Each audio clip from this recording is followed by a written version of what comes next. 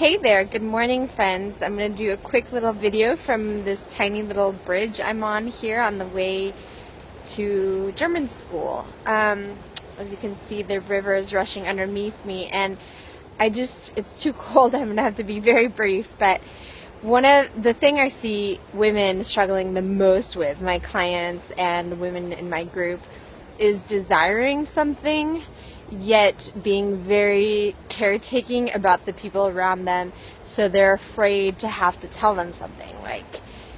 There's a fear of having to say, and I struggle with this myself for sure at my own path, in my own path. And so there's like a desire, and then there's going to have to be a communication, like a request to someone close to us for either doing something or not doing something, like to either start doing something or to stop doing something. And there's a huge fear. Yes, there's like that fear, like what will this person think about that? There's this fear of being rejected, of being thought of as a bitch, of being too demanding, being selfish. And this can stop us in our tracks more than pretty much anything. This fear of what will people think, basically.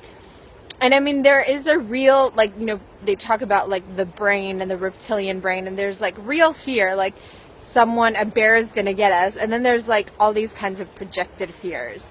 And of course, in the realm of human relationships, it's a little bit unpredictable. You don't know how people will react to things. Some things we're afraid, like no one's checking us on it. Like we're not having a check and balance. Like, is this selfish? Is this bitchy? Is this unrealistic? And when we're so used to doing things one way, I think we can feel like we're being too demanding, when really it's actually a human, like any person could ask this in any situation. And if you saw it outside of yourself, you would think it's perfectly normal. But inside of you, it feels like a lot because you're used to kind of taking crumbs in your life.